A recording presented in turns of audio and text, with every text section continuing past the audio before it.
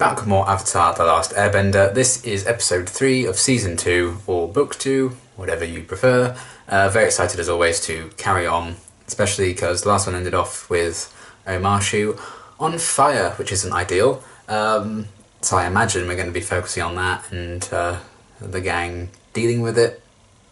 And, I don't know, trying to get the Fire Nation out of there and bring it back, see how Bumi is, if he's okay, hopefully, because they need to maybe lay off Aang having a season where he loses a big important person to his past. It'd be nice to not kill them, so that'd be fun, you know, maybe something to consider. But either way, should be really fun to see what's going to happen. Maybe not fun, depending on how many innocent people have been killed, but you know what I mean. Either way, it's going to be an interesting story development. That's what I mean to say. And I also really enjoyed the season so far. The last episode was so much fun with those singing people and everything. But I can see that was probably a nice bit of comic relief, I guess, before shit hit the fan with that ending, and maybe this episode as well. So we'll see what goes down, but let's get into it. We have to move on. No. Going in to find Bumi. Aim, stop. It's such a big part of his past, he can't leave that behind.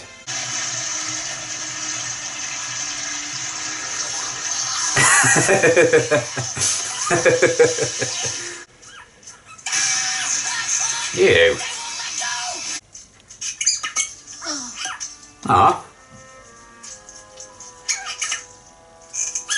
Sorry, we were just on our way home. The open sewer thing. What's the matter with him? He has pentabox, sir. We better go wash our hands and burn our clothes. Wash your hands, yeah. Social Thank distance. you, sewer friend. If I want to catch my prey, I must be agile, nimble. I need a small, elite team. It's time to visit some old friends. Oh dear. Nothing ever happens. Well, got some good news for you. Oh man. That's got to be uncomfortable keeping those in there. Oh, well that's unlucky.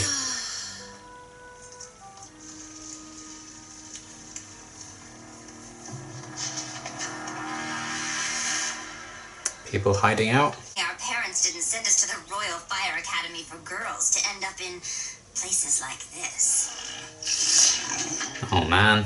I wouldn't want you to give up the life you love just to please me. Thank you, Azula. But you're going to. Of course, before I leave, I'm going to catch your show. Yeah, sure. Of course. Oh boy. King Bumi surrendered. Oh. Well, it might have been to keep people alive.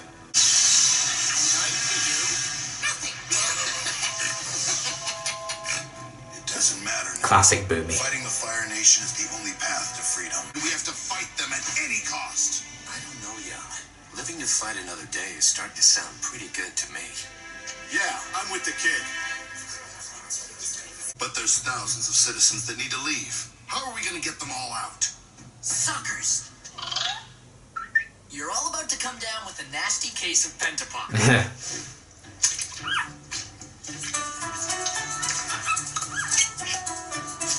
Quite clever.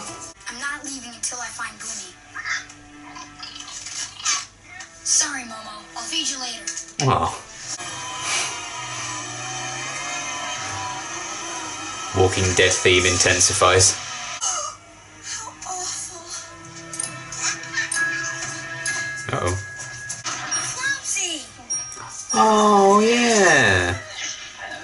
Oh, Flopsy. Breaker of chains. Oh, wholesome. Motivated by food. As are we all. Oh dear. No, child. Oh, well, okay. That's not good. If you've seen The Incredibles 2, this reminds me of the Jack Jack and the Raccoon. Where's Hugh Jackman and Zendaya? Where are they? Set the net on fire. Of course, princess. Why would you say, like, anything she says goes? I don't think she's a circus expert. No, Bumi. No. We've got a problem. So, the resistance has kidnapped my son. Everything's Here we so go. clever, so tricky. The universe is giving me strong hints that it's time for a career change. I want to join you on your mission. How about that? Forced her hand. No, backfire nation, baby. Show me what you have. A knife! No! Join the Fire Nation army. You won't think he's so cute then. He'll be a killer. Does that look like the face of a killer to you? Maybe. He wants to make a trade. His son for King Bumi. Oh. It's a new day. I have a good feeling about this. I'm not sure I do. I have a mission, and I need you both. Count me in. Anything to get me out of this place. Okay. I apologize. There is no more Omashu. I am renaming it in honor of my father. Oh. The city of New Ozai. Not as good. Oh my god. You brought my brother? A thought just occurred to me. Do you mind? Of course not, Princess Azula. What a surprise. A 2-year-old for a king. A powerful earth-bending king? It just doesn't seem like a fair trade, does it? Fine then, don't get your brother back. Right. Oh dear. Oh dear. Avatar. Yeah, this worked out quite well for you, really. My lucky day. Yeah. I do like her power set. I was going to say this is how it ended with the last episode set here, wasn't it? Not so good to see you. Imagine that girl going back to her family being like, oh no, we decided the deal was off because it wasn't good enough to get my little brother back. I hope the cabbage guy isn't here today. Freeze, bitch! Oh. The circus is in town. Well, oh. How are you gonna fight without your bending? Unfairly, that's how. I seem to manage. Yeah! Bye! Oh! That was either really good or really bad for his back. There are options in fighting called Jing. It's a choice of how you direct your energy. I know! There's positive Jing when you're attacking and negative Jing when you're retreating. And neutral Jing, when you do nothing. It involves listening and waiting for the right moment to strike. That's why you surrendered, isn't it? Yes, and it's why I can't leave now.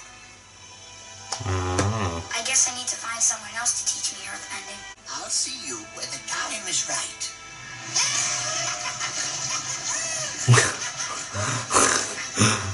Mad as ever. It'll be interesting seeing Zuko again, won't it, May? It's not just Zuko Oh. and Iroh anymore. We have a third target now.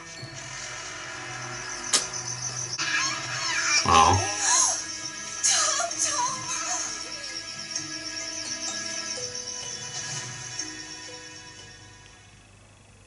Oh, well, that's quite nice. Okay, pretty good episode overall. I would say I think it's the weakest of the season so far for me. But I still enjoyed a lot of what we were getting. And again, I think there's a lot of setup for the rest of this season now that Azula kind of recruited a couple of her friends for her cause, which I quite like. That feels like something a bit different in terms of the gang being pursued by someone. It's less going to be Zuko, really, and his unrelenting force trying to track them down, but now instead it's Azula and people that she herself has recruited. So it's like a different kind of pursuer, I guess, in the race. So I like that they have changed that up. It's not just, oh, so-and-so is just chasing us again. because she also has other targets because she's trying to find Zuko and Iroh, as well as Aang being added to the list now. But, you know, she's already failed to capture him once, so she's going to have to stop talking shit about Zuko eventually, isn't she? 'Cause she's gonna rack up those failures, I'm sure. But yeah, I liked the focus on Omashu and, or whatever she renamed it to be, and the rules of the Fire Nation, and how gullible they can be with the disease. I mean, they literally stood there, the sewer grate was right open next to them, and they were still like convinced that they were ill and sick and everything, and turned them away. So the Fire Nation guards are useless, but I think we've seen a bit of that before.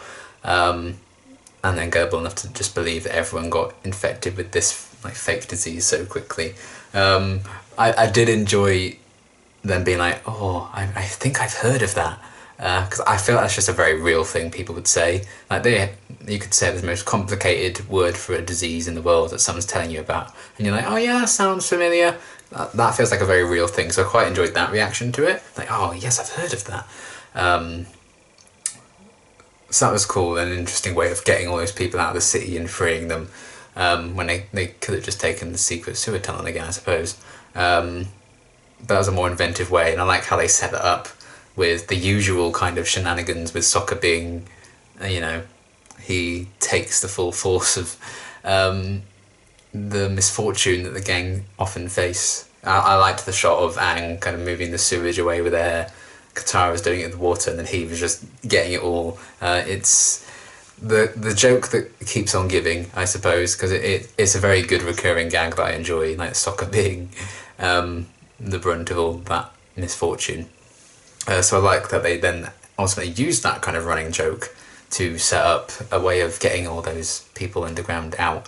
I kind of wish we got more of the idea of these guys like surviving underground and like that side of things, but maybe Aang and Co are going to stick with them for a bit, and we can explore that in future episodes, because that felt like something that would have been really interesting to follow, like what these guys have been up to, living in hiding for all this time, and at least like having these secret organisations underground.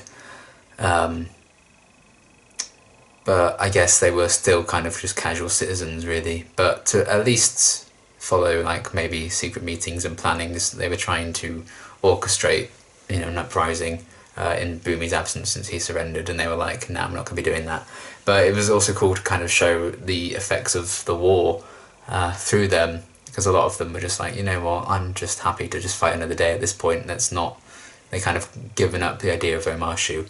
And I also appreciated the guy who was like, no, you know, we need to fight, we need to stand up for it and get our home back. I like that he was ultimately like, okay, you know, maybe we should give this up, what should we do about it? He wasn't just like, oh, well, I'm going to still fight the fight and I'm going to do all this and cause some trouble. I like that they kind of break away from the stereotype of the character who would do that all the time. He just went along and like, okay, Yang, you're right, instead of just denying it for the whole episode then being proved right, proved wrong. So that was a cool bit of character stuff as well with those guys. And yeah, I continue to find Azula's kind of power set, skill set, the coolest thing. I like that it's all like blue and like electric-y kind of stuff. And if it is, it kind of does seem like she uses flames as well, but they're also blue. That's what it looks like to me. So I like that kind of differentiates herself a bit. Maybe more finely trained in a way, or more concentrated her powers are. You know, like the more kind of concentrated flames do burn blue, don't they? So I don't know if that's kind of where they were going with that, but I like the visual difference. What that makes me think is we're going to get plenty more Zuko versus Azula fights, so you can actually tell who's firing what when they're fighting by giving them different colour powers. I imagine maybe that's what that's going to be. And it would be very useful in the long run, which is cool, and I would look forward to that if that's going to be the case. But it was cool, again, to see a bit more of Azula, what she's up to, the fact that she will just, if there's something she wants, she's going to damn well get it, and it doesn't matter what she does and who she endangers to do so. I mean, like, what she have done, like her plan to get her friend in the circus on her side and like leave the circus to join her cause, like, or set the net on fire. What would she have done if her friend had fallen in and just died, like burnt alive? Like, well, stupid plan then, wasn't it? Now your friend's dead. To be fair, I bet she would have been like, Oh well, anyway, let's find the next person. It seems like the kind of cold attitude she'd have to it, to be fair. But the fact that she just forces people's hands with someone like the circus girl to join is... Yeah, she's committed to the cause. I will give her that. Unfortunately, I'm not a big fan of her cause, but she's damn well committed and loyal to it, so that's something, I guess. So I like to see where that's going to get her and like butt heads with other people later on down the line. And like the other friend who was in Omashu, we'd already seen that she was quite bored of just living there anyway, so she was more than happy to join Azula's cause. So the trio of those girls, I think, is going to be really cool to see how that plays out. Are they going to be like properly developed as well? We're going to spend a lot of time with them, like as much as we spend with Zuko and Iroh. Is that going to be kind of what we get as well? And they kind of really flesh them all out. That could be fun to like. We're like rooting against them in a way, like with Zuko and Iroh, but we also like them because they've been given a lot of depth and story. Is that going to be the case with those three as well? That'd be cool to see how they handle them, or if it's just like we really want you to root against these people, and not like see exactly how their friendships are and everything. It'd be cool to see how much or how little they show of like the three of them and like the bond between them or backstories for them or whatever. That should be interesting.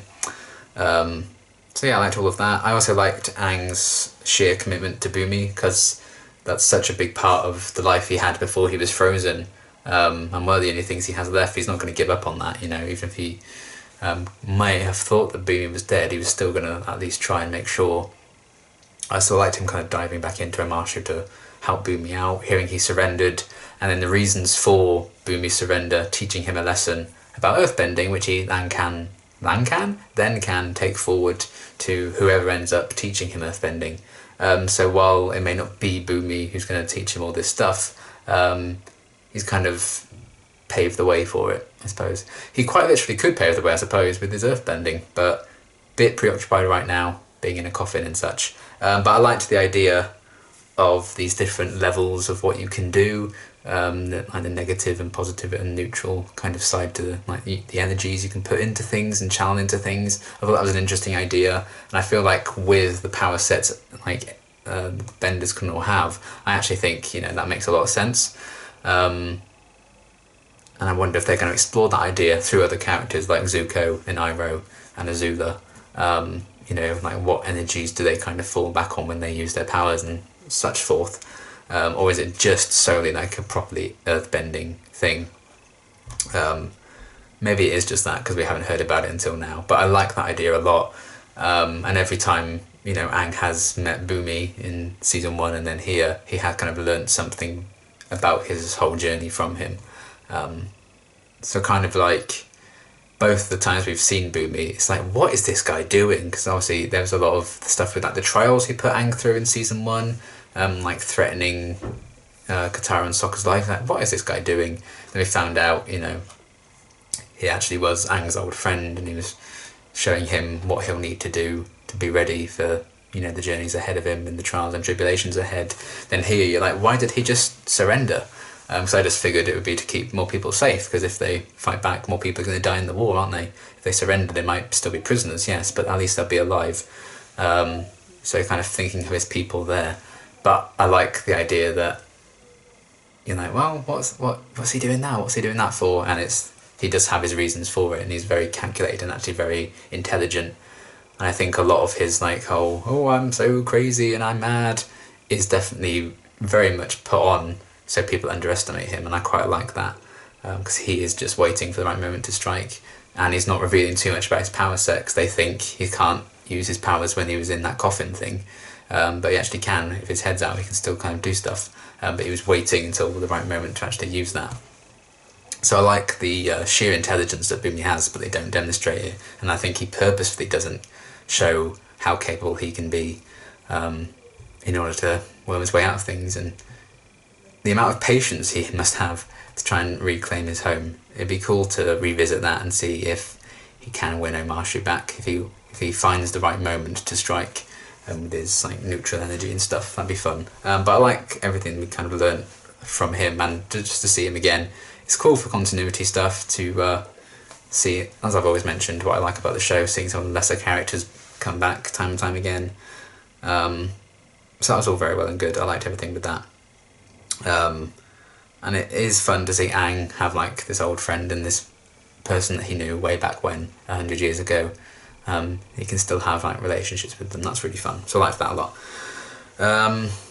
And yeah, Sokka making a stand when he was like fighting the girls as well, being like, oh, I don't need powers to kind of handle myself. I like that because that seemed to be like an insecurity about him in like the earlier episodes, and I feel like he's very much lost that. He's just fully accepting of himself and what he can give to any fight now, and his intelligence and everything with that. You know, he came up with the idea to like get everyone to fake the illness, so I like them showcasing that. Katara didn't have as much to do, I don't think, in this one, but she had some decent stuff, I think, in the first episode of the season, so I suppose it makes more sense that she's not going to be the focus every single time, because it's the nature of these kind of shows.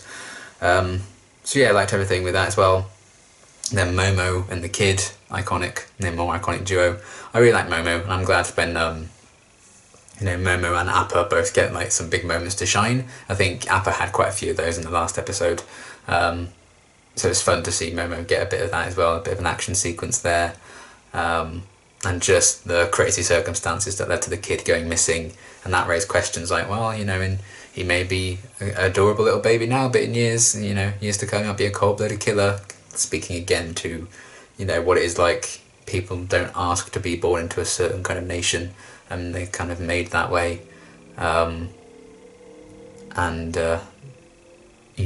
we've seen in like Zuko and Iroh, just because you're born in the Fire Nation doesn't necessarily mean you're going to be loyal to them and end up with them all the time, even if you are raised in their ways. So I like that they still kind of address the potential, I guess, in kids that are still being born in this world, and maybe we can change the world for them so they don't need to be evil Fire Nation person.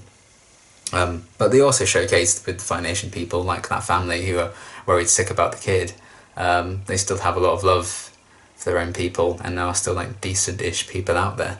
So it's always fun when they explore that idea as well. So overall, I did really enjoy the episode, but still probably the weakest one for me so far this season. Again, that's not that many because it's only been 3 episodes. But yeah, I would have liked maybe a bit more with the idea of the people making these plans underground, and a bit more of like the Bumi mystery and stuff. And again, it's probably not a coincidence that when I've been like, oh yeah, that episode was fine, as opposed to, oh yeah, this is really great as always. It's probably not a coincidence at this point that those episodes tend to be ones that Zuko is not in and Nairo is not in. So that's just going to be how it is. But there's so much story to get through and so many different characters. This would have been a very busy episode with Zuko and Nairo on top of everything else. So I like that they don't try and force everyone in every episode. So it makes a lot of sense. But yeah, overall, pretty solid episode. Looking forward to seeing where they're going to take things in future. And yeah, until my next reaction, thanks for watching.